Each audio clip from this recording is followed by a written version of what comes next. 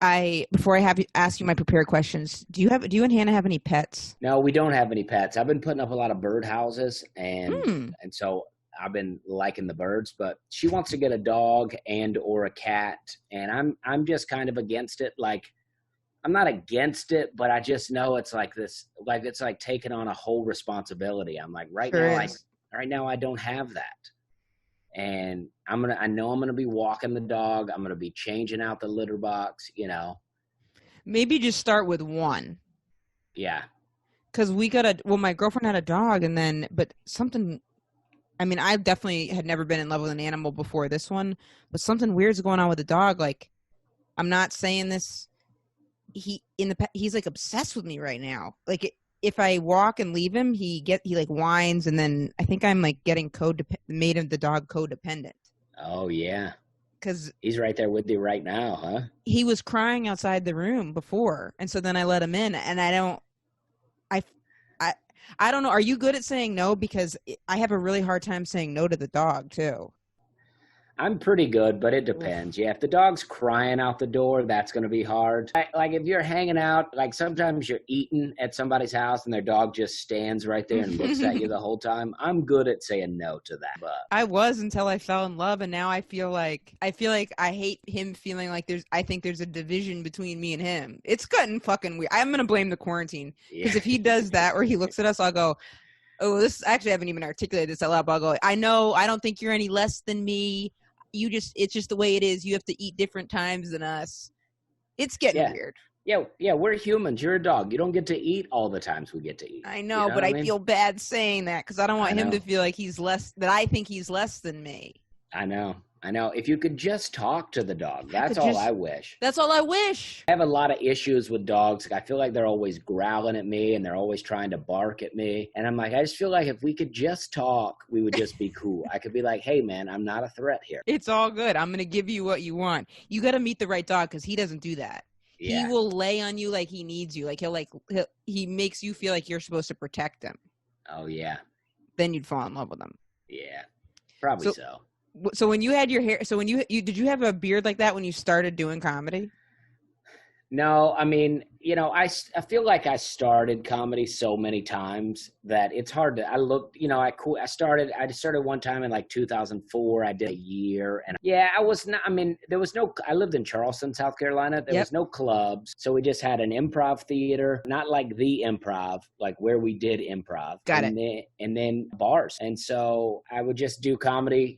For stand up, I bet I did it like once every 2 months for a year. Did you take a And class or how'd you know how to do it? I took an improv class. Oh God. Did you Yeah, like that? I did a lot of improv. I mean, I yeah, hated it. I couldn't I hack know. it. Well, I like it, but I don't know. It's not my thing. It's not my thing to be silly. And I feel like silly really thrives in improv. It's so true. It's not my thing to be silly either, Yeah. which is so weird because I don't mind making a fool of myself, but I'm not. You're exactly right. It's being silly, like you're being goofy. Yeah. I mean, like all the people I would do improv with, like I wanted to be able to do what they were doing. Like Me they would too. call their names and they would come out one at a time. And it's like something like, and I'm just like, okay, all right, I'm out here. And they could really get my improv teacher would always be like, why don't you try a character or try an act out? And I'm like, this is all the character I have. This is me. Totally. This is it. I can do me with different clothes on, but that's about all I got. Yeah, they want, Yeah. and there's like a cool factor when they come out. They're like, all right, like let's get it started. Oh, yeah. But especially in New York, in the big cities like that, improv is like a special place. Like I've been to like the Pit before and you see like an improv troupe coming out and they could be very snooty. It's like, Absolutely. yeah, I'm just trying to get in and tell 3 minutes of jokes here. But in Charleston, it was still a little bit of that. Some people that didn't do improv, but just did stand up told me they felt that way about us. They thought that way about stand-ups? Yeah, stand-ups in Charleston that Huh. also did improv. Huh. Like they felt like we were the cool kids, the improv kids, which is very foreign to me. But That's all very relative too. Relative cool. What was your life like when you were in Charleston? Like what brought you to Charleston? well, I grew up in Alabama, and I can't pronounce the name of your town. I tried. Otherwise, I would have said the name. Opelika. Opelika. Okay, so when I tried saying it, I sounded like I was saying a slur. Oh yeah, what were you saying? Like, 'cause see, some people say Opelika. Some people say Opelika.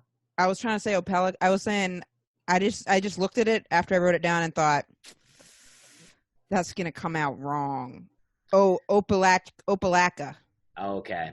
Well, apparently it's a Native American term that means big swamp or great swamp. And there is no swamps there. So I don't know what that's all about. But They maybe were they drank dreaming. it. Yeah, who knows? But yeah, so I lived there and I wanted to just get out of there. Like I Sure. liked it. I don't hate it. But I was like, I need to do something else. I didn't go to college and I was working at Papa John's and people would come in there and they would go, where are you going to school? You know, and I'm like, I'm not going anywhere right. And I just was like, if I'm not going to go to college, let's not go to college around a bunch of people that don't know me, Fair.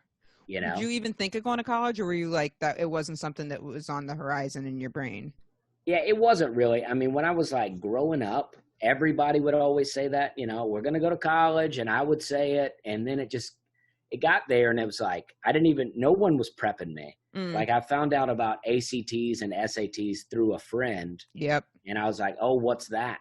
And they were like, oh, well, you got to take that to get into college. And I was like, well, I better take that. And then they were like $50. And I Yep. was like, oh, I'm not doing that. And that's not fair. Those shouldn't be 50. You shouldn't have to pay for those if you Yeah. have to take them to get in. It's very, and the whole test itself is classes, because I took a prep study thing for that test. Because I don't know about you, but I wasn't a good test taker. Were you a good test taker? I don't think so. I did fine in school, but it's hard to say. Would you study really hard? It depends. Like sometimes I would, like if it was like a class, like a science class where I had to memorize a bunch. I mean, I would really cram and just try to memorize all that stuff. But I wasn't trying to do homework. My mom would make me do it, but I was not trying to do it. I didn't test well. I like bombed the SAT, and then I took a class. My score improved like 150 points, but to take the class, it was like, I remember it was expensive. Oh, So it was yeah. basically like my parents paid for me to get a higher score, and I still got a bad score. But so that test is very not fair, the way that it's set up. Yeah, I mean, I didn't know what was happening with it. And I was like, I'm not paying $50 to take a test. I was like, I don't even know if I want to go to college. Right. I mean, I was already on the out. Did you get in trouble with like drinking, and where did you get in trouble in high school? Yeah, I mean, well, I don't know if I got in trouble so much, but my mom, we moved, I lived in a trailer park until I was like 14, and we moved to a house just like a mile in front of the high school. So it's just one street. So my mom was dating this guy in my senior year, my junior year into senior year, and she started staying at his house a lot. And then my grandmother got sick and she would stay with so my mom was like gone all the time. So I started having all these parties at the house. It started small, two or three people. And then before you know it, the cops are getting called. But I never was really getting in trouble. The cops would come, I would be cool, and they would call my mom and she would come and take me, you know. Would she get mad at you? Nah, not really. I mean, my mom is super cool. Like probably to a fault. Like she probably should have got mad at me, but she was like irritated, but it's fine. She's like, you know what you did. I had parties at my mom was never around either, because I lived at my dad's and I had to drive by my mom's to go to high school, and she'd always be out of town. I don't know, she's always in Boston, or she's out of town. And I used to have people over. And did you ever have a party that got out of hand? Because I didn't. And that like where people were coming that I didn't invite, and then I called the cops to get and the cops kicked the people out, because the cops in my town were really nice. So I called. I said I broke the law, and then they came and helped me out. Wow, that's pretty awesome. Pretty awesome, yeah. Yeah, I mean, well, I don't know. I mean, I think the bad kids that would be uninvited in most places, they were already there, you know? I mean, I was hanging out with a lot of the bad kids, but they would be fine with me. I had a lot of friends that when they would hang out with me, they were totally fine. Everything was cool. We had a great time. And then one night they'd go out. They weren't hanging out with me. You'd hear about this big fight, and they all went to jail. Oh, God. And I would see them, and I'm like, what are you guys doing? Right. You know, because they would be like, let's break into this house. And I'm like, nah, guys. And then we just go do something else. Right. Yeah, it doesn't need to be that complicated. Like, let's just go get ice cream. Like, yeah. Okay. They needed me to be like, come on, guys. Let's not. Are you in touch with any of those guys, or any of those kids? a few of them. I want to get some to do the storytelling thing, but I'm also a little afraid of what they might tell. But yeah, I mean, what's the worst they could tell? Oh, I don't know. I mean, it's, you know, I mean, because I had so many parties there, and then my mom kind of moved back. You know, her and that guy broke up, and my grandmother got put into a home. So she was like coming back now. Right. So now the house got restored back to a certain order. And then I moved out. I moved into the trailer that I grew up in. Did your mom still own it? No. Well, she sold it to my sister. Okay. And her and her husband lived in it for a while. And then they moved into a different trailer and they traded in the trailer like a car. And so I went down to the company and asked them, could I buy that from them?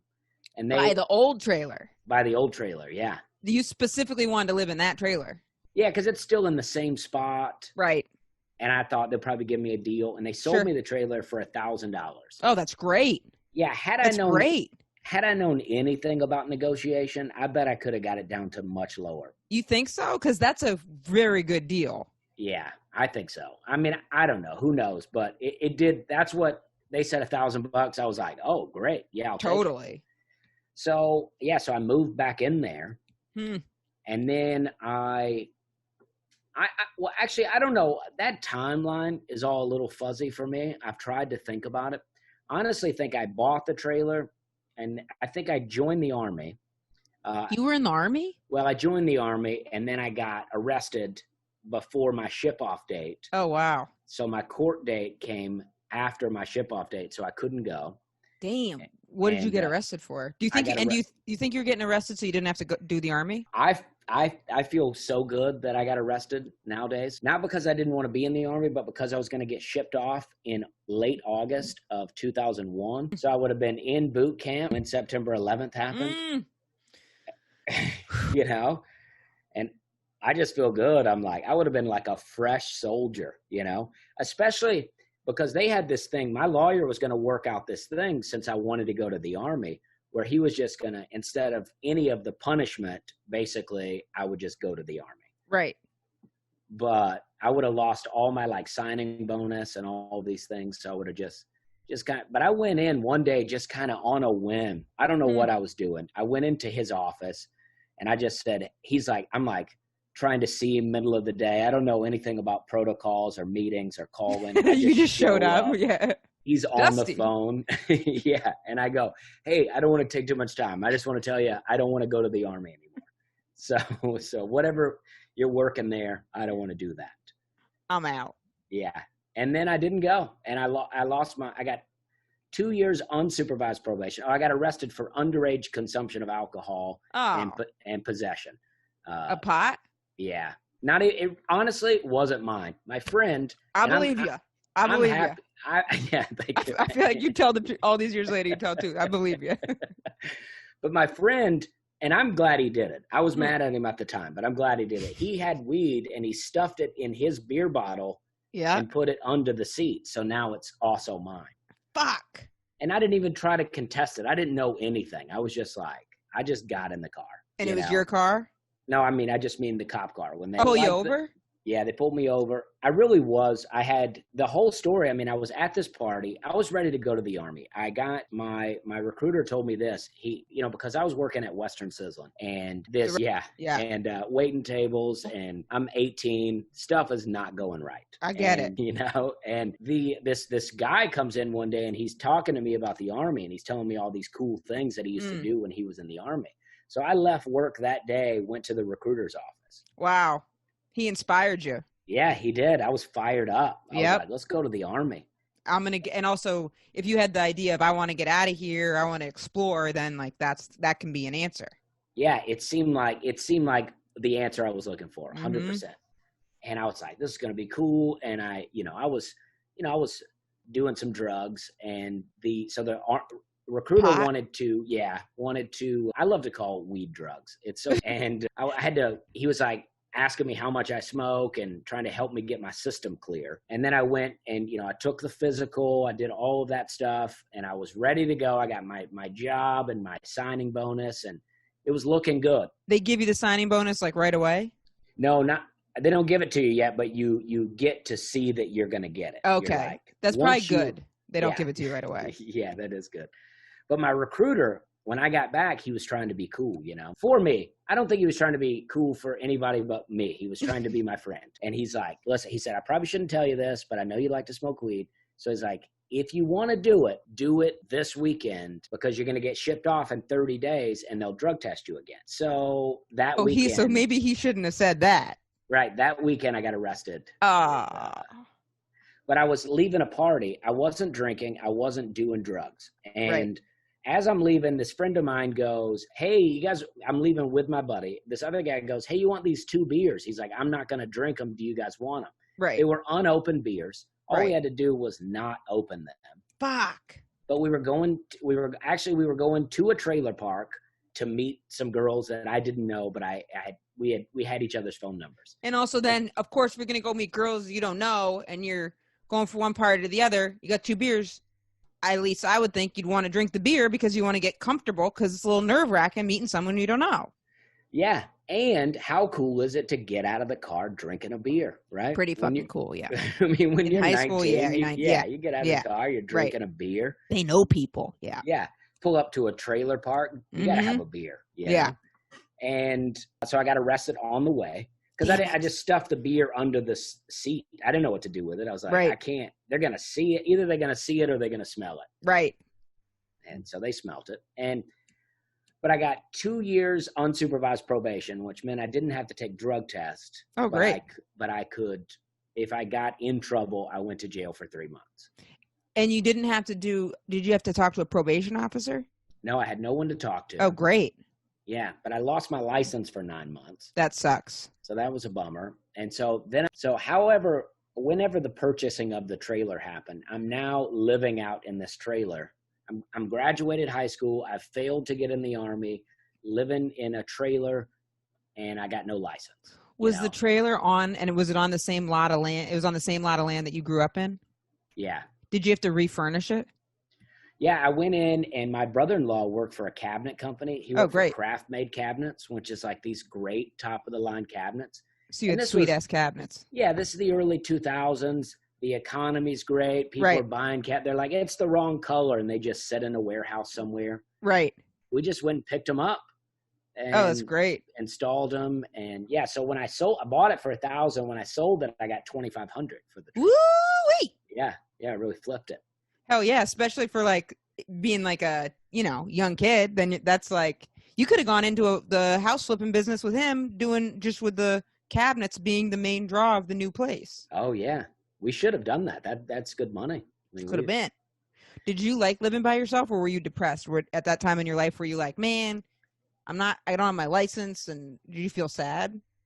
Well, I never really lived by myself because the trailer just became a party. Like because you're 19. And a buddy of mine, his parents kicked him out. It was a 2-bedroom trailer. My lot rent was $120 a month. Wow, man. Yeah, isn't it just, but also too, like, I don't know if you've lived in an apartment before, but my apartment in New York was so small that a trailer is so much bigger than my apartment in New York. So now, like, when I picture that, like, that seems like plenty of space for me too. Oh yeah. And I mean, $125 a month, like, that's great. Yeah, that includes water. I mean, it's a good deal. I feel like that's good even for a trailer park though. I think so. You might not find that now. Right. It was a pretty raggedy trailer park, but it wasn't raggedy like when I was growing up, but it had gotten, I mean, it's gone now, but it had gotten pretty raggedy, and it was some shady people around there. But I felt comfortable because, I don't know, we were always partying anyway. All the shady people, they wanted to come hang out. Right. So and it was great. So I had a buddy, he got kicked out of his house, his parents' house. So he came to live with me, and he just drove me to work every day. Oh, perfect. Yeah, so it worked out great. And you were working at the restaurant? I was working at Office Depot at this point. Okay. And he had a cool car. He and it was a Suzu Rodeo, but he had some rims on there, some 17-inch rims, had a system. So he would pick me up with the music bumping. I thought it was so cool. I was like, yeah, that's my ride. So you weren't depressed at all. You were like, I feel good about, did you have dreams for the future, or were you just thinking about the now? Yeah, I had no idea what to do. I was like, I don't even know what's happening. I know that I need to, get it together. But I was like, I don't know. I was just so happy to not be in school anymore. I Yeah. hated high school.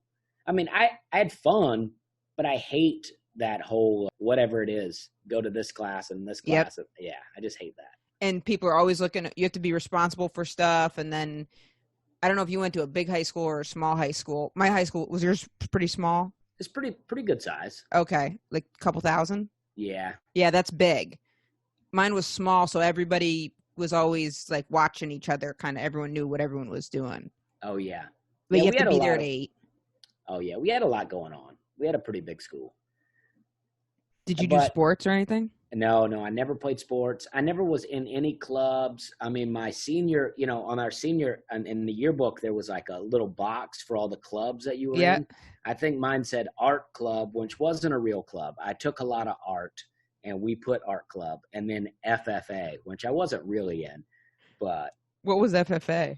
Future Farmers of America. Oh, that sounds good though. Yeah. Yeah. I mean, I took a horticulture class. Right. And, so I think I was I may have been in the FFA, but I don't think I went to any meetings. Were you dreaming of grandeur? Were you dreaming of anything like comedy at that time? I felt like that because I was always funny. Right. So I felt like that I could be famous. Right. But I didn't know Isn't that what I would be interesting? famous for. Isn't that interesting? Yeah. It's like you have an idea of something like percolating. Yeah. I just felt like I wasn't thinking like everybody else was thinking. Mm-hmm. Like, not that my thinking was better, but it was just different. Totally. I totally get that. It's almost like, I don't know if you ever found like you feel like you're like watching yourself from outside yourself. And then I kind of remember thinking I could, I mean, it does sound crazy to say, but I remember thinking I remember driving around smoking cigarettes, getting in trouble, but then I was in special ed a little bit, but then some part of me was also like, but I think I could get famous somehow. Yeah. But when you grow up, I mean, both of us are from places that are so far outside of the entertainment industry. It's not like you're growing up around people where, oh, da-da-da's dad's a casting director. You don't even know those things exist, Oh yeah. I mean, I used to watch comedy, but I was like, I don't even think it was a thought of how could I do this? Like, I'm like, well, that's not even a thing I can do.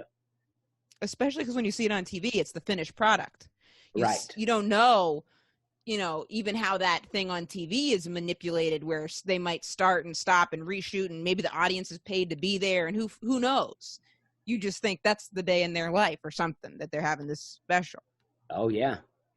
Yeah. I mean, I remember, Chris Rock's, I don't remember exactly which special it was, but it was out when my dad was going through a divorce. He had been married a few times.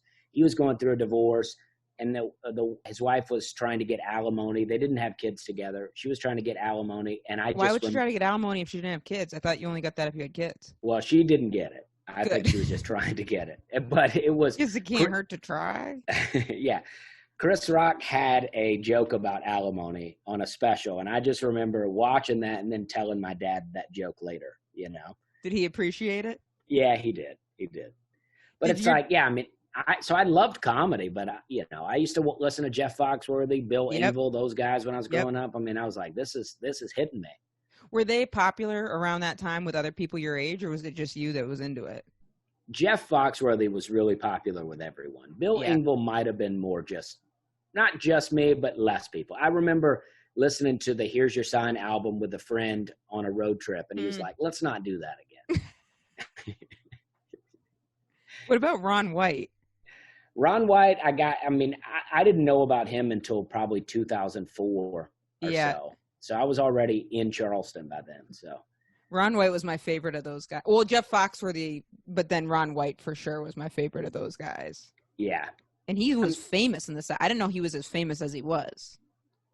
Yeah, I mean, that Blue Collar Comedy Tour, they blew up. Yep. Huge. See, Jeff Foxworthy was still good then to me, but early Jeff Foxworthy is the best. The first 2 albums to me are really great. Have you gotten to meet him yet? I did meet him. I met him at the Opry. Woo!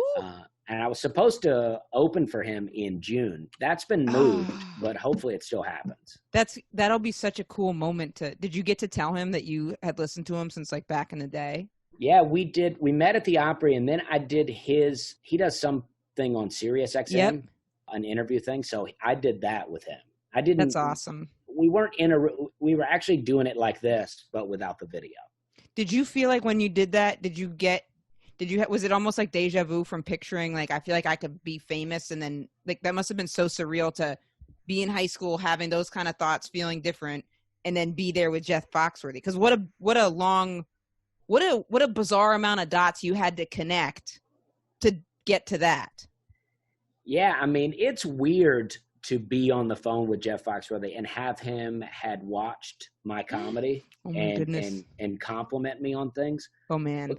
Because I feel like there is something to the comedy process of having to work for things, to where if, by the time I actually had achieved any like real success in comedy, I already didn't want fame necessarily, but just wanted to be good at comedy. Totally.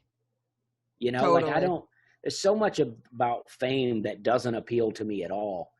But I do want fans, I want people that come to my shows. I want, to have, fun Twitter interactions with my fans. Do you do Twitter a lot? I never do Twitter. I'm so bad at Twitter. I'm so bad at it. So weak. Yeah. I like Instagram. Twitter, I just don't understand who I'm supposed to be. I don't understand how I'm supposed to be engaging. Yeah. I've tried everything. I've even tried like tagging people here and there. I hate it, but I thought, you know what, this is kind of a joke about this person. Let me tag them in. It never gets any love. Man. Or it'll get a like, but I'm like, that doesn't do me any good. Yeah, what do I do with that? Yeah. Right. It's interesting when the more that people get into comedy, I would think, or I found the idea of fame gets beaten out of you too, because you see fame as really a superficial thing also, because you'll see people that are famous and they're not famous, and then being able to do the work relies on people coming out to your shows, even though you can do it without that too. But yeah, fame is a whole other equation in that. Yeah, I mean, you're always everything is like a humbling moment, right? Mm-hmm. It's like in 2011, I won the stand-up competition in Charleston. It was my first time winning. I'd been in it several years. And so you were in Charleston for a chunk. So you tried it for that 1 year, stopped, and then started trying it again? Yeah, I started back in like 2008. And then I quit for a while. I moved to the beach. I lived on the beach. I drank a lot. I partied. I mean, I was living a whole different life, not organized with trying to do comedy. Were you happy during that time? I was happy, but I think I'm much happier now. I quit drinking like 8 years ago. Good for you. Yeah. And I mean, just quitting drinking made me immediately happier. Like, I always had fun, and that's why I kept drinking, because I was like, this is fun. This is the most fun I'm having. But then I'm like, so when I cut that out, I was like kind of not sure what I would do. But my comedy got better. Everything got better. You didn't miss drinking? Because when I quit drinking, I really missed drinking for a long, long, long time. I didn't I mean, I had begun to feel so bad physically that when I also smoked a lot of cigarettes. I think that played a big role. You had mentioned smoking cigarettes and driving. That's one of my favorite things to do. Smoking cigarettes and driving. I also drinking, a little buzz, I mean, it is a good time. And you feel like so accomplished just by getting to your destination, because it's like, I did that. Well, the thing is I feel like drinking and driving and drunk driving are different. Not that I get why you don't promote either. Right. Yeah. You're definitely not supposed to drink and drive, but right. Also, I'm assuming you're driving places where there's no one else on the road, pretty much. Yeah, it could be. But, we would like bumper cars. Like I lived on Folly Beach and I worked downtown Charleston. So we'd get off work, we'd go to happy hour, we'd have a few drinks. It'd still be daylight. You drive home. I'm on this long stretch and there's just marsh land on either side. And you see the sun setting. You're listening to your favorite song. You're smoking a cigarette. Yep. It's the greatest feeling in the world, Especially at that age, too, because at that point, you don't feel like anything's passed you by. It's like there's hope somehow still on the horizon. Yeah, no matter what you're doing, you're like, it'll be fine tomorrow. Yep. Yeah. And then at a certain point, you started being like, I got to change the way I live. Yeah, totally. But so I won this contest in 2011, and I don't know what I thought was going to happen. I thought they were going to throw a parade.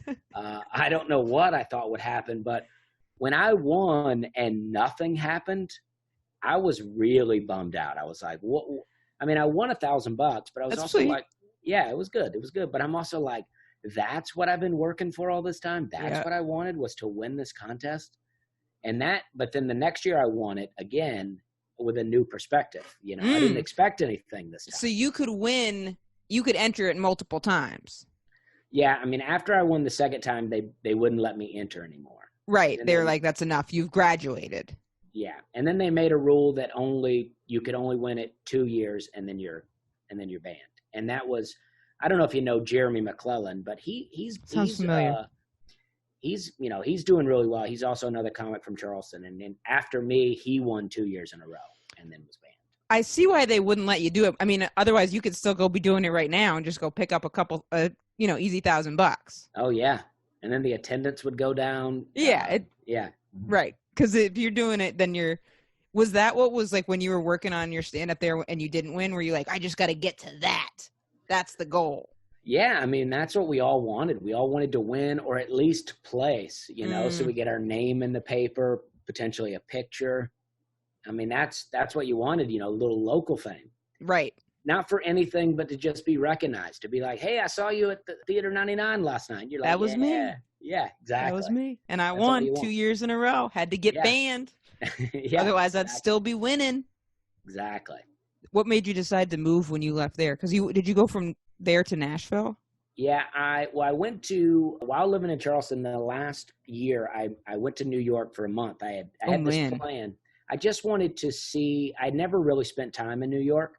Yeah. And my friends had an apartment come open. There were two of them were living there. They had a third room. And how did you know them? Were they from your town? From Charleston, yeah. So I said, maybe they'll let me rent it for a month. And his landlord worked it out. So I went and stayed for a month, and that's when I met you. That's when I met my wife. That's when wow. And I wanted to do, because to me, even from 2008 to 2012 or 13, when I came to New York, we would do like maybe 2 open mics a week. Right. Because that was all there was. Right. So I thought, I want to go to New York where all the open mics are at. And I was like, I want to do at least 1 mic every day for 30 days. And then I kept a little journal of this trip. And in New York, that's very possible to do. In New York, they have mics from, it's like 4 p.m. to 1 a.m. But the thing is the mics in New York are very different than mics other places, because in New York, it's all comedians. And a lot of times you have to pay to do the mics too, which is different. Yeah.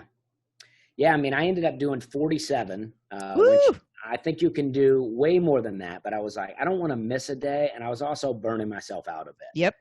I was walking around the city all day, just exploring things, walking into places. That was one of my favorite things, to just walk in and people be like, you can't be in here. And then I'm like, oh, sorry. And where were you going? Like in dentist's office or something? Well, like I would go down to the financial district, and I would just walk in government buildings. And some I didn't know. I legitimately didn't know. I was just checking out the architecture. And they're like, you can't be in here. And I'm just trying to see what's going on. Yeah, there's so much weird stuff built into the buildings in New York City that I'm like, people aren't looking at this weirdness. It's weird. It's also walking around New York. I always thought it was like such an existential mind fuck, because there's just so many people there. I used to get so overwhelmed by New York. I actually wouldn't. It took me like 3 years to start exploring, because I was like, this is I wanted to know who all those people were. Because if you go from knowing kind of who everyone is, and I went to Boston before New York, but New York, what's everyone doing? What are they thinking about? Who are all these people? It's crazy. Yeah, I mean, the first time I went to New York was in 2008. Oh man, I was so scared. I grew up so afraid of cities in general. Yeah, what did you think about it? What was your perception of it when you grew up?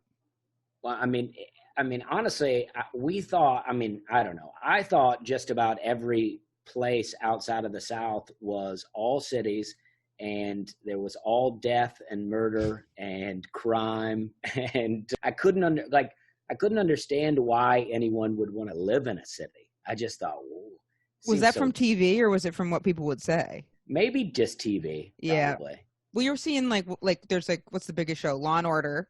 Yeah. You know, Sex and the City. Those shows aren't, I mean, not that that was all death, but those visuals of New York seem pretty crazy. Yeah. And I remember going downtown Atlanta with some friends one time, and this guy was like, there was so many people on the street, like aggressively trying to get money or cigarettes. I was like, is this what it's like in a city? Just all day battling this? And then like one guy, I was smoking a cigarette. I was like 18. He was like, can I get a cigarette? I was like, I don't have any more. He goes, can I have that one? And I just gave it to him. I was like, I don't know what to do. I'm so afraid right now. And take everything. And there was a place in Atlanta, it's still there, called Little 5 Points.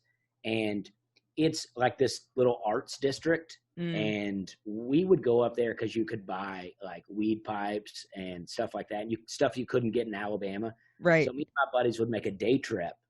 And, you know, there'd be guys on the ground all sharing a to-go box of food. And right. And we loved it. We were so sketched out, but we also loved it, you know. Do you remember the first time you smoked pot? I do, yeah. How old were you? I was like 17. I was not. So not too young. No, I wasn't. I mean, I was pretty good, like up until like 16, 17, once I got a license, started being able to get myself around. Yeah, that's a big shift. Yeah. And then you'll meet some friends that don't have cars, and they are happy to let you drive them around. Yep. Yep. And sometimes they don't have cars for a reason. I had a friend, Phil, who always didn't have a license because he was always getting, I don't know how many DUIs you're allowed to get, but he just kept getting DUIs. Oh, yeah. Oh, that was my dog. Oh, dang. Sorry, doggy. I'll edit that. Me abusing my dog out. I just rolled over his foot. I had a friend, Phil, and he kept getting, I think he had 4 or 5 DUIs. So I was always giving him a ride. And then at a certain point, I felt like I worked for Phil. And I had to say, no more Phil. But he used to give me pot. I used to smoke a ton of pot, too. Did you phase out the pot before the booze? Yeah, I mean, I wasn't even really doing that much at that time. I mean, it was more of a younger thing for me, you know, to really be into that. And, you know, once I started drinking, once I was able to like get legally into bars, I was like, this is what I like now. Right. I mean, this is a party. I get high and go to the bar, then I can't talk to anyone. I got to do 2 shots just to catch up. Right. You know, I gotta pull out of the fog. And also then probably at the bar, you can be funny. You can be like silly. Did you like going out more before you started doing comedy?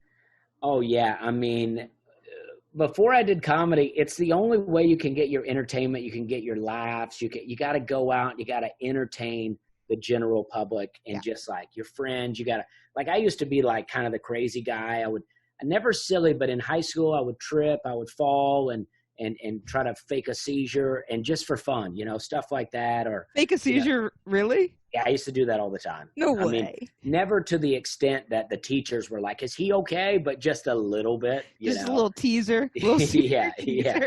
That's just Dusty. Thank God you never had a real seizure. I know. And then I just always would be louder as a drunk person. I was always loud and trying to get the laughs. I would yell at friends across the room, that sort of thing. Once I started doing comedy, I was like, oh, this is so much better. Sure. I never want to do that again. It's in an environment where you're supposed to then be that loud, and then you don't have to like impose it in some space where it's like maybe people don't want you to be yelling at them in the bar. Yeah. And they definitely don't. And that's why, like, sometimes I've been at clubs before where the microphone has gone out. Never while I'm on stage, but I've seen like before me or after, and I'm just like, and the headliner will carry on without the mic. And I'm like, this is not going to work for me. If this mic goes out, I don't think I can do it. I wonder what you would do. I bet you don't think so. I bet you would keep going. You don't think you would? I don't know. I mean, I would have to, I guess. Right. And the audience just give me the benefit of the doubt. I've come alive a little more on stage now. I used to be very reserved and totally reliant on my joke and how I say it and the microphone inflection. Hmm. Now I've gotten a little more loose with it. I've been the more stage time I get, the more alive I'm able to become on Totally. stage. I'm Totally. so envious of people with energy on stage, or people that are great at crowd work. I remember that show we did for the Jewel showcase. I mean, I wasn't gonna. So Dusty and I did a show for Jewel cigarettes, which I got to tell you, I mentioned. Well, first of all, we weren't doing it like, it wasn't like for Jewel getting people for. It was Jewel's sales force had a company thing, and we got hired for it, and it was quite an experience. A lot of people. I told 2 people about it, and they both thought I was talking about Jewel the singer. yeah, me too. Really? Yeah, people always thought that when I would tell them. Yeah. Yeah, so I did a show for Jewel, and I then I would go, well, I had to do it. It paid really well, and I didn't. It was for their sales team and something, and you say yes to stuff. I didn't really think about all the implications until we were there, to be honest. But when I told people about it, I said I had to do it. It paid really well, and they went, oh, she can pay you a lot of money, and I was like, huh? And they thought I was talking about the singer. Oh, but yeah. Nope. We did it for the cigarettes right before they went under. Yeah, I always tell people I cash that check quick. Oh, I cashed that check. Because did he pay us the same day? I think so. We got to stay at this hotel was, I've been to Vegas a bunch. We stayed at such a fancy hotel. It was amazing, except for the underside of doing it for a company that, I don't know. My dad's father died of lung cancer. My dad's like really anti-smoking. Yeah. So I felt a little bad about. Well, I like to look at it this way. We just took money from that company. Yeah. Yeah. We didn't promote anything. We just took money from the company. Yeah. We took the money, so they couldn't promote it for kids. So we were making it so, oh, good. I wish I thought of that. I mean, and that had to cost them a fortune. They had 5 or 6 comics. They had, open bar. Yeah. People were drunk. It wasn't necessarily set up for they had events all day.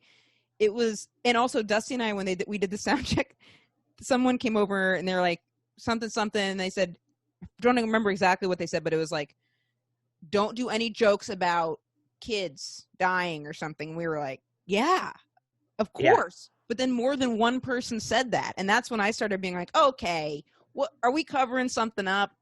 Yeah. Yeah. I mean, it's like, they're so paranoid about it. It's like, we're doing it for your staff. Like they're all well aware. Right. Totally. Totally. Yeah. We're not going to break any news to them. Yeah. Wait, they all get it. Right. But you Did really. Did the mic die? I don't know. You really broke the show out. That's what I remember. I mean, the show was doing fine, but you really broke it out. I mean, you woke people up. I think that they were. I appreciate that. I think that they. See, it's so funny because my takeaway from that was I was frustrated at myself because I did a couple jokes that I hadn't done in a really long time, and I did them because I felt the most comfortable doing them when I was also trying to really interact with the audience. But I was like, I gotta stop relying on these 2 fucking jokes that I always pull out that I wrote maybe 5 years ago. So I was actually annoyed at myself after that show because I was like, I use that joke as a crutch. What am I doing with my life?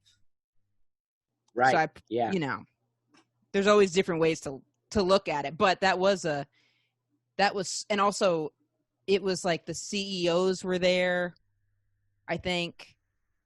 Yeah, there was a guy that you kept making fun of, and I think that guy got fired a little while later.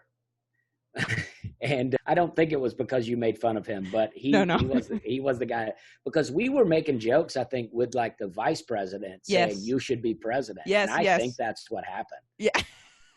I think the president got fired and that guy took over.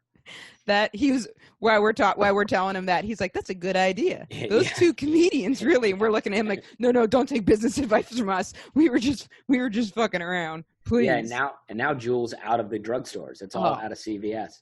I love that CVS has taken it out, but still sells regular cigarettes. I know, right? Just purely just a PR. No, well, we don't sell those ones that go to kids. Yeah. When you would come up to New England, when you got off the bus in New York, was there a point where you were like, oh, this isn't what I was picturing? Or were you like, this is exactly what I was picturing? I think it was pretty much exactly what I was thinking. Really? I mean, I loved it. I went down in that area where, where the cellar is at. And I would do, apparently this mic that I used to do, apparently like the guy got in trouble for, I don't know, being a creep or something. And oh God. But it didn't happen while I was there, but I think it was which one was it? I think it was like the Laughing Buddha Lounge or something. That's what the club. Yeah. Did he get in trouble? I used to do that all the time. I think so. I mean, I said that to some people the other day because Blair Sochi, I met her there. Yep. She used to host a mic there. Yeah. And I had Blair's said that another to comedian. Her, and she said something went down with the guy who used to run that show. I kind of remember hearing murmurings of this, but there was such an upswell of people getting in trouble that I would forget who had gotten in trouble and who hadn't. And one time I said, "Oh, that guy got in trouble," and someone was like, "No, he didn't." And then I Googled it and he hadn't, and I was like, "Oops, I gotta." yeah. Remind. Well, that's why I don't even want to learn his name. I don't want to be spreading it around. Exactly. Like, so you did that. I would do. That was one of my favorites. That was one where you had to buy a drink and pay $5. Yeah, it was like a $8 to $10 endeavor to do that mic. Yeah, but it was really good though. They usually had an audience. Yep. And then I did the Grizzly Pear. Yep. Keith Alberstadt is a Nashville guy, and I met him through someone else. Keith had me down to see him at the cellar, and that's fun. Yeah. I remember seeing him on Letterman, and then when I first moved to New York, I saw him at a bar show, and I went, they have people from TV on the bar shows here, because in Boston, if someone had been on Letterman, they were like famous amongst the comedians. So I remember seeing him at that, and then I remember it was about a year-long process of me realizing just because someone had been on Letterman or on TV once, it doesn't also mean they're also like a super famous. Yeah.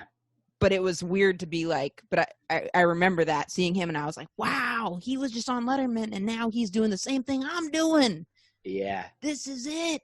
It is shocking to find out that a late night does not make you famous. Shocking. It is. I mean, the Charleston Comedy Festival, they would always bring in good headliners once a year for the festival. And I remember Mike Kaplan was there one time, and the night he was performing in Charleston, his Conan was like airing on the same night. And we all thought, man, that's so cool. I mean, it is still cool. It is cool. Right. But it's like, he wasn't famous because of that. Right. Totally. What do you think kept you going when you're like, okay, nothing changed after the first time you won the festival? Well, I liked comedy, and I kept going, but in between winning the first time and the second time, I quit drinking. And I almost quit comedy when I quit drinking. I had a whole awakening, and I just felt like that my life, I got to start over again. You did. I mean, I quit drinking, and then about 2 weeks after that, I quit a job that I hated. And was that the one you gave Dusty's got a great joke about 2 weeks notice. Is that the one you gave the 2 weeks notice? Yeah. Oh yeah. It's so great. I used to sell pesticides, and I sold to Lowe's and Home Depot stores. And how'd you get that job? Well, my brother-in-law used to do the job years ago. So when I moved to Charleston, he got me a job with the company part-time. Selling pesticide. I was a pesticides and fertilizer, like a sales rep for those things. So I would go into Lowe's and Home Depot and build displays and stuff like that. And I did that for 4 years seasonally. And then my boss retired, and I got his job. Sweet. So holding a job for 4 years is pretty good. That's like good. I've never held a job that long. Oh yeah. I mean, this job, once I went full time, I kept it for like another 5 years. That's great.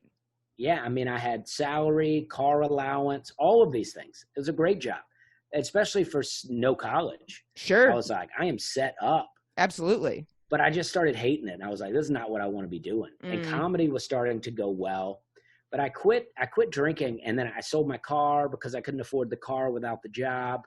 Right. I lived downtown. I worked downtown. I just rode a bike, and I quit drinking. I quit smoking cigarettes basically the same day. Woo! Yeah, and I had gained a lot of weight from drinking and eating pizza, and I lost 40 pounds in 2 weeks or 2 months. 2 weeks, that would be amazing. Yeah, that'd be insane. Would have been a lot of pizza. Yeah. I love pizza, but there's something about when you're drinking, don't even think about the pizza you're eating. It's like you don't even know what you're consuming. And I was such a bad drinker. Like I would have really a lot of fun, and then I would hit a point where I would turn into a different person. Would you get angry? Sometimes, but mainly, actually a lot of times, but mainly just a confused, blackout sort of angry. Like no one knows why, there's no rationale to it. Would you have to text people and apologize the next morning? Oh, all the time. Like that a routine. Like that routine. Sucks. Yeah. That sucks. I had someone on my story tell me the other night that they blacked out once, and they were like, that's the only time I've ever did that. And I was like, wow, that's amazing. I blacked out routinely. And luckily I didn't have like an iPhone for most of my drinking. It was all like Nokia type stuff. Right. So there's not much damage you can do. Just it prohibits the texting. You can't text as quick and as much. Yeah, and you can't also post on Facebook about how much you dislike someone. Didn't even think of that. Fuck this guy. Yeah. True. That's true.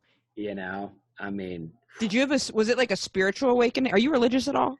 Yeah, I am. And it was, I've always been religious, but just in a weird way for most of my life. Just kind of like, I just kind of grew up that way. Like my parents didn't really go to church, but they would send me to church, But they wouldn't go themselves? Not much. My dad I used to ride the 4-wheeler to church at my dad's house. Oh my God. I've always wanted to ride I've never ridden a 4-wheeler. I've ridden a Ski-Doo a couple times. I ridden a snowmobile. I've ridden a dirt bike. I've never ridden a 4-wheeler. I want to so badly. 4-wheelers are the best. It seems so fun doing this. When I rode a Ski-Doo, when I was riding it, I said, this is what I was meant to do my entire life. I felt so free and powerful. Yeah. I've still never did the Ski-Doo. I've done a snowmobile. Fun. Snowmobile was a lot of fun. So fun. But the 4-wheeler is great. We used to just ride those things for days. It's amazing. People in my hometown were always riding them and off-roading, and I don't know, maybe my dad didn't let me. I never rode on one. Maybe I don't know. So you used to ride it to church? How would they get you to go to church but them not go to church? Well, my dad would just be like, I had 2 stepbrothers, and he'd just be like, y'all go to church, and so we would just cruise up there and go. And would you ever be like, but you're not going to church? Oh, all the time. And he'd be like, I already found God, so I don't need to keep going. It just wasn't a thing. Like my dad, wanted me to go to church, but is also like not religious, right? Like now I'm more religious than my dad, and he doesn't want to hear it. You got to tell him to go to church. Yeah, he doesn't. I'm like, this is what you did. You sent me to church, and now I'm telling you things. He does not want to hear it. Is it because he feels like you're judging him, or he just doesn't want to have the conversation? I don't know. I just think he doesn't like talking about it. Like he has a pretty religious family, and he would say he's religious, but doesn't want to talk about it. Interesting.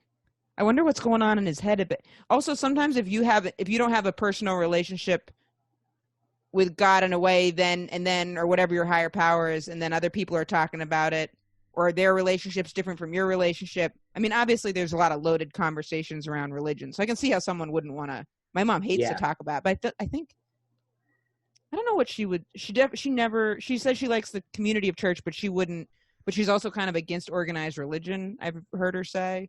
So she had cancer, and I said, have you ever thought about trying to find God? Because I was like, I would be so overwhelmed with cancer, and she said I thought about it. That was about it. Yeah.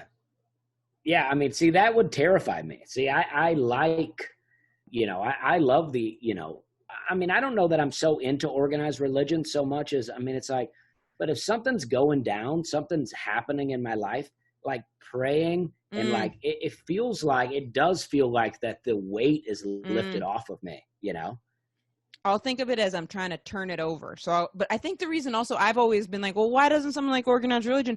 It's because I never grew up around it. I got to see all this stuff on my own terms in like a way that was not like, I never went to a religious school. I haven't really had a bad experience with that. So I'm coming at it, or my parents weren't pushing it on me. So then I, in reaction to them, was much more spiritual than them. I wore a cross for a while, and my mom was like, you need to take that off. People think you joined a cult. Okay. Yeah. Yeah. That's interesting. It is interesting. And I was like, well, it could be a cross. It could be I said, I was always kind of attracted to the idea of Jesus because I love the idea of repentance. I don't know if that was me liking it for the wrong reasons of me saying, look, I'm going to do something and I don't want to take responsibility for it. Or if it was like, I like the idea of people are complicated and you can do something like quote unquote wrong or sinful and not be a bad person, and you can redeem or repent. And I like that idea. Yeah, I mean, it's great. It's also, there is a humbling in that too, which is good. I mean, I think everybody could use more humbleness. Absolutely. Because, I hate not humbleness. Yeah, I mean, I hate not humbleness. I know, me too. I hate that shit. That's a key irritator. I hate it if someone is being condescending. I really don't like that. Yeah, I mean, it's like, because especially, I don't know, I'll just say about myself, it's like, all that has to happen is, my throat messes up and now I can't talk anymore. And then everything that I'm trying to create as a comic and a podcaster and a this and that, well, that's all gone. So it's like, for me, it just feels like, I don't know, it feels like me not being humble is like the scariest thing. Like the moment I brag about something, I'm like, oh, I'm about to lose that. Yeah, totally. It can be hard not being humble, but are you okay about giving yourself credit? Like when you're like if someone's like, Dusty, you should be proud of that, do you get uncomfortable? No, I guess it depends on what it is, but no, I think that I can feel good about, like, if you work for something, sure, and it comes to pass, that can feel good. But I also know that, like, it's like when I got to do JFL, I had a really good set and that helped me a lot. And I felt good. I was like, I feel good that I had a good set. I'm so happy for you that you had a good experience with that. JFL is a huge comedy festival, and it's also a big pressure cooker for your set because all of the people that are in the business end of stuff, a lot of them are there. And you put so much pressure on yourself to perform. Did you have representation when you went into it? No, I did New Faces unwrapped. So that's even more pressure because when you go and it's like you do all this work and then you basically can get representation there. Yeah, I mean, and it's like that set went well. I give myself credit that I wrote those jokes. Yes. I planned, I prepared. Yes. But also, I've done all those things before and had the set not go well. So it's like, I mean, I'll give myself credit for putting in the work, but it lined up in the right way. Yeah, you can only give yourself credit for what you can control, and then it can be like, okay, there's some kind of like divine intervention or something else at play. I didn't do the work for Just for Laughs. Didn't do it. I was drinking a lot at the time. I did the work for the auditions, and then when I got up there, I remember that morning I said, I'm going to stop drinking that morning. I was hungover. I took a red eye in. My flight was delayed, so at the time I wasn't taking responsibility. I'm blaming everything on the flight when I should have just booked a flight a day earlier. But this flight came in late, and I didn't pack well. I didn't have an outfit picked up. I didn't plan, and the set was very okay, which felt awful. But I take full responsibility for that. But you can only control the work that you put into it. I agree with that 100%. Yeah, I mean, and that is like me drinking to a T. I mean, that's what drinking does to me. It's like I failed to do anything. When I'm drinking, I'm like, I'll be fine. I'd be out at 2, have to get up at 6, and I'm like, oh, I'm fine. I do this all the time. Totally. I packed nothing at work. Dying. Yeah. My suitcase, I get to Just for Laughs, and I just kept talking about the flight. Well, if the flight was delayed, I was sitting there for 3 hours. No responsibility. And then in the suitcase, it was a shoe, and I had to go get a new clothes. Do you ever feel like you have to be almost like secretive about being spiritual because there can be such a stigma around? I feel like at comedy shows you'll see people making fun of religion. We were even at one together where they were someone was doing a character of a religious person, and I couldn't tell. I'm very bad at picking up on certain stuff. I couldn't tell that they were doing a character or not, but they were, and I think they were maybe making fun of churchgoers. Yeah, I mean, I think about that moment a lot because they asked us, we were in the audience, they said, do you believe in God? And you raised your hand, and I didn't raise my hand, and you looked at me, and you said, you don't believe in God? And I just thought, in that moment, I felt so convicted. I was like, because I did not why I did that. And I don't know why I assumed you did, because I wouldn't have asked that of most comedians. Yeah. Well, I'm glad that you did. I do think about that, because I was like, I only didn't raise my hand because I just knew what they were doing.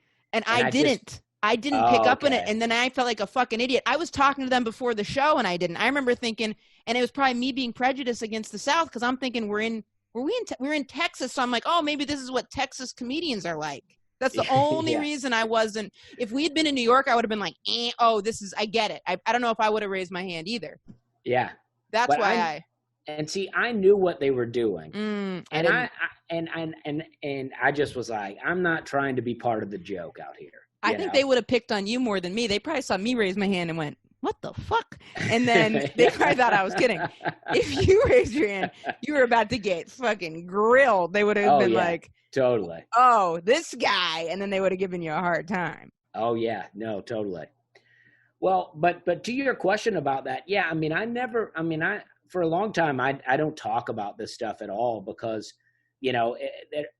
I don't know. I mean, to me, it's like so much of religion is good stuff. And it's like, it's all about self-discipline. And that's what it is for me. It's like, it's not about me taking religion and trying to say to other people how to live. It's more of my own guide. Right.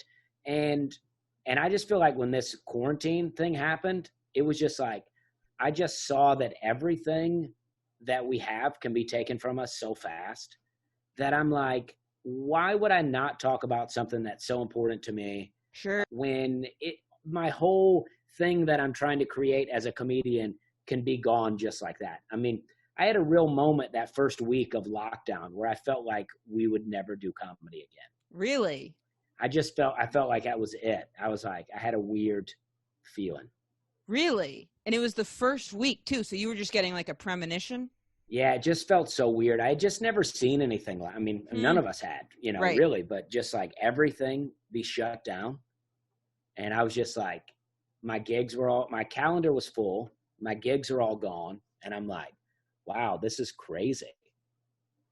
It is a moment of being like, oh, we're not in control at all. Like there's like something way bigger. Also, I think with it too, it's like if someone speaks about it, like you talking about it could help someone else who's like, oh, I never thought about that. But now they kind of planted that seed. So maybe if I'm feeling like I want to look at something outside myself, it can plant a seed, like even your dad, I guess, in a way was planting a seed for you. Oh, yeah. By making you go. And that's the thing that's interesting is like my dad didn't none of my parents pushed religion on me, but my dad would make me go to church, right? Right. He wouldn't talk to me about it when I got home. He wasn't like, what'd you learn? But he would send me, And I don't know. I think it's maybe a thing for the community. It's like he knew all the people. He's in the same town he grew up in. So his parents went to that church. So right. He grew up with all the people in there. So he needs to have his kids in there. Yeah, it's like send some representation. Right. Exactly. There was an interview you did where you talked about the first time your dad saw you, and you said that you were, I'm paraphrasing, but something about you felt like you had maybe done some unsavory jokes, or the first set didn't go well that he saw you. What were they unsavory jokes? Well, I always called them my lotion jokes, right? I had some just jokes in that vein of masturbation, but my whole goal with these jokes was to do these jokes as clean as possible, right? I would use other words, like I would use like cranking one out instead of masturbate. Seems like a gross word. I never like to use that one. And jerking off, that's too much. So I was trying to do that, and I had I had this joke that I would say where I said I saw this young comic on stage the other day talking about the first time that he watched a porn, and he was complaining about how slow the download speeds were. And I was like, that's weird, because when I was growing up, the first time I haven't told this joke in a long time. I said the first thing I had when I watched porn, the first thing, it was on a VHS tape, and my biggest complaint was having to rewind it back to the place where my dad left it at. Right. So it's a pretty harmless joke, right? But it's basically a technology joke. Right. And so I did that, and it was my dad and his wife and his cousin and his wife and other people from the church. And that joke had been going really well. In Right. fact, my dad briefly saw that joke somewhere, and it got a huge laugh, and he liked it. But And it's also not about him. Yeah, it's a technology joke. It's the juxtaposition of your worry versus what my worry was and the different rewinding techniques. It's not about your dad watching porn. It's not like my dad's a freak. Right, exactly. This, And so many people like that joke that you all knew they all found their dad's porns. Right. I mean, because people love that joke. Right. But then I had a couple more after it. And it just, this night was weird. Like, it's in Columbus, Georgia at a place called The Loft. And they had this host. Her name was Lil Bit. And she was an older, like, radio host. She used to be a DJ. And she would always come out and she was not very good at comedy. She was a really nice lady, but not good at comedy. And she would drink and she would come out at the beginning. She would go, all right, I want to do a toast. Do you want to hear a clean toast or a dirty toast? And every time the audience would go, dirty toast. Yeah. I don't know if it was my family being in the audience, but this night she said it and people went, clean. And she was like, and she froze for a minute. She was like, and then she finally worked something out. She came out with she had to remember the clean toast. Right. No one says clean. Right. No. Also, that's like in the back recalibrating, like, oh shit. Like they openly want to hear clean stuff. So, and I had always been a pretty clean comic, but I just had these jokes. I was struggling a little bit on the road.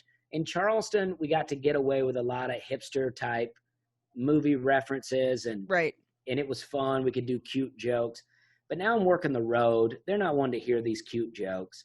So I started doing these lotion jokes and people were really liking them. So I was like, I felt like, all right, this is going to be good, even though there's a lot of family, but then I just started bombing. Right. But then I'm like, how long was the set supposed to be?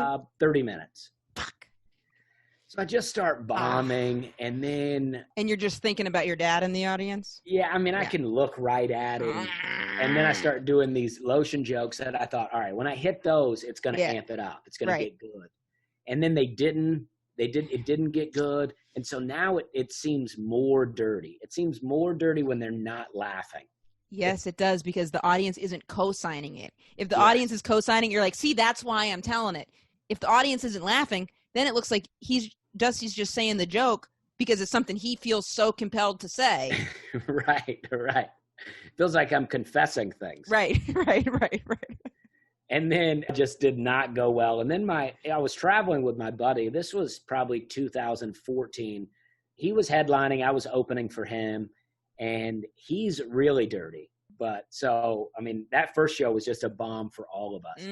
He did fine. But my family, there was about 8 of them. And they made up a decent section middle of the room. And they did not like my friend. My dad was like, he said, I don't want you traveling with that guy anymore. And I was like, I don't think you know how this works. I mean, I don't have that gig without him. Right. So. Did he tell you he wanted you to stop after that?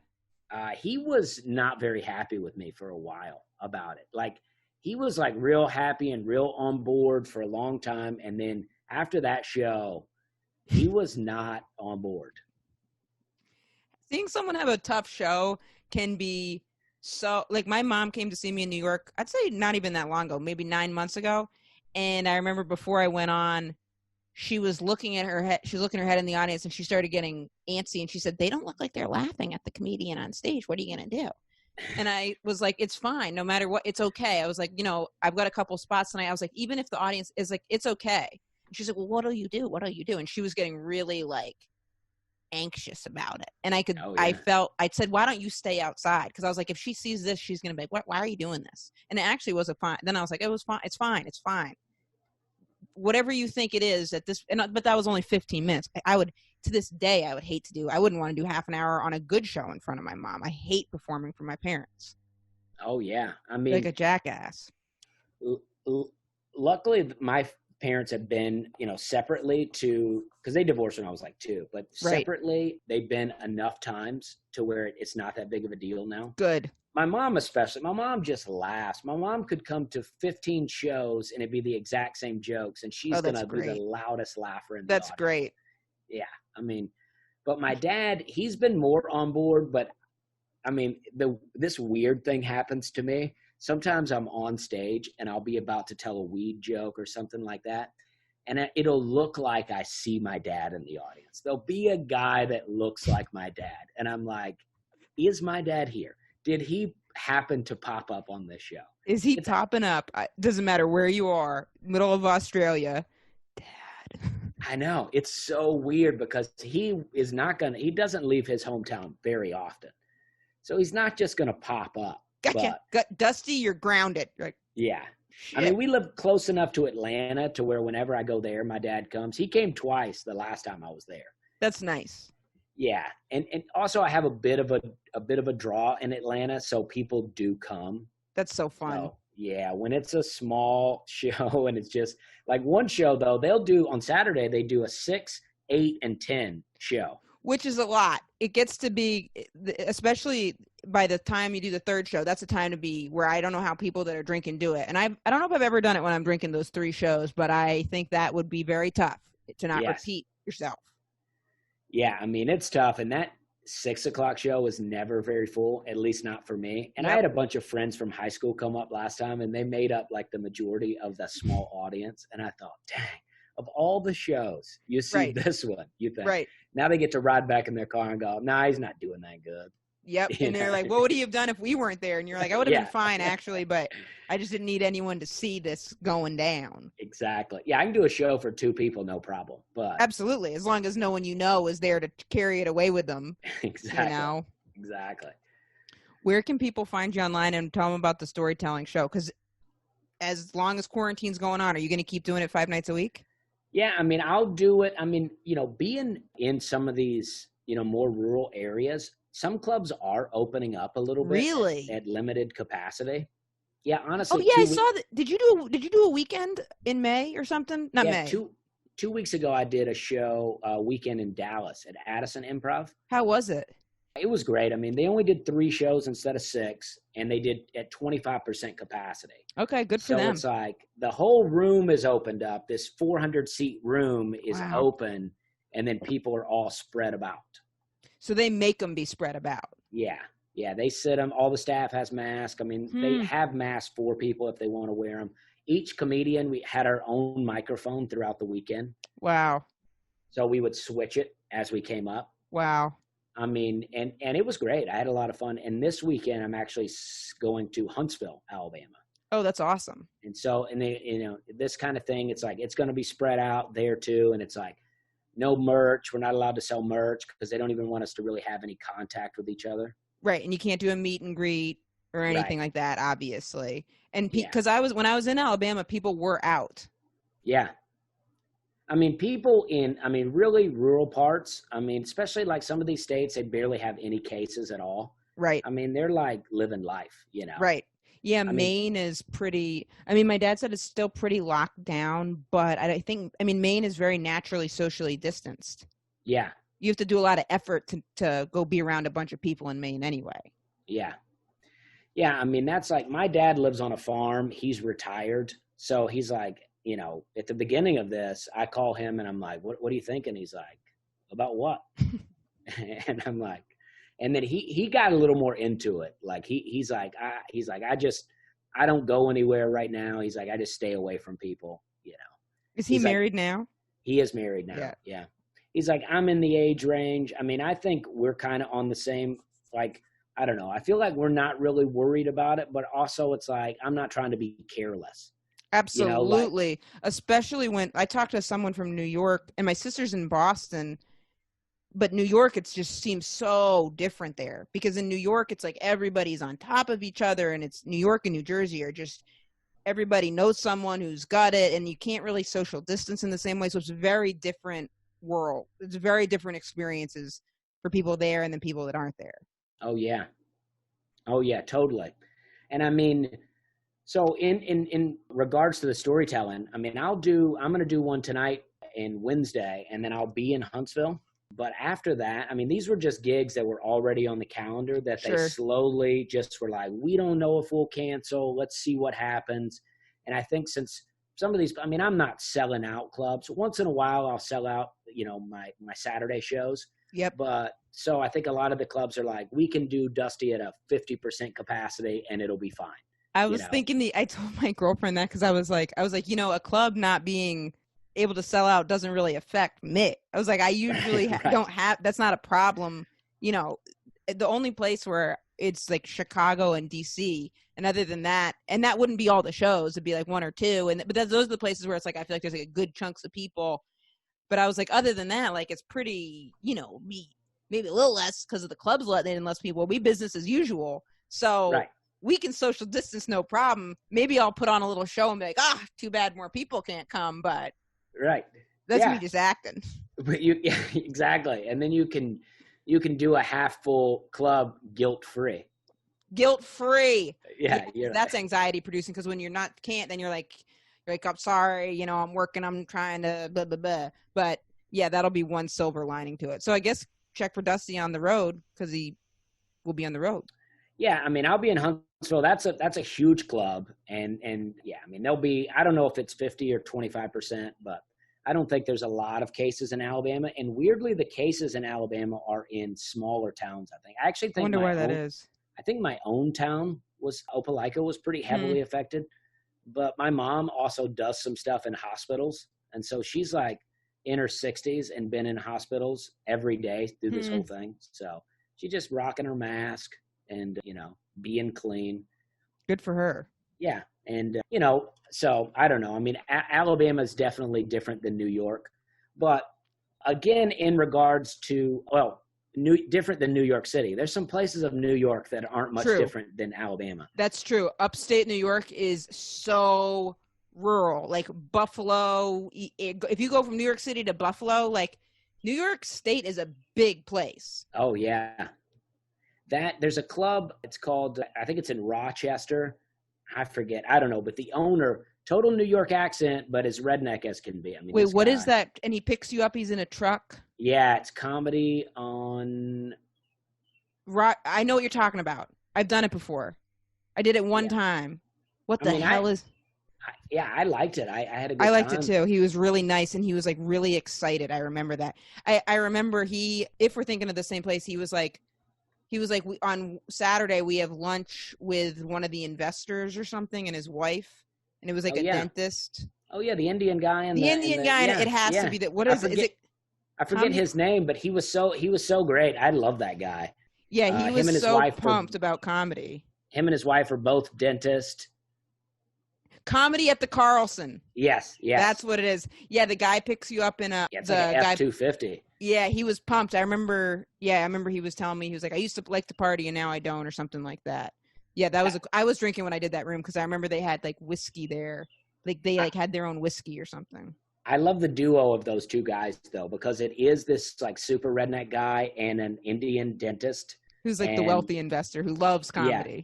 Apparently the club used to be ran by someone else. I'm not trying to just refer to him. I'm going to refer to him as the dentist. Right. And the dentist used to come to the club a lot. And he told that guy, he said, if you ever want to open your own club, let me know. So that's how that whole thing all came about. That's great. Yeah. That's great. Being a dentist that owns a comedy club is a pretty badass combination. Yeah. Too, because it's like you're very serious, but you're obviously having fun. He's a local celebrity, I'm sure. Oh, yeah. I mean, yeah, and then they put you in this really nice hotel right downtown. Yep. And then that whole downtown is like where all the Kodak places used to be. Is it Kodak? Yeah. Yeah, the Kodak factory. Mansions all around. Yep. Yeah, it was great. But so you'll be doing the road a little bit and then as much as possible. Yeah, I mean, I'm loving the storytelling thing. I one day I was watching Shane Moss on Instagram Live.